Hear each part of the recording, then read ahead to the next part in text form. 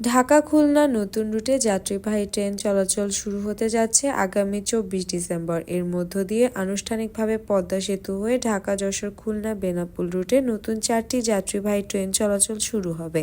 খুলনা যেতে 4.5 ঘন্টা এবং বেনাপোল যেতে 4 ঘন্টা 10 মিনিট সময় লাগবে। বুধবার রেলওয়ে মন্ত্রণালয়ের জনসংযোগ কর্মকর্তা রেজাউল করিম সিদ্দিকীর স্বাক্ষরিত এক বিজ্ঞপ্তিতে এ তথ্য জানানো হয়েছে।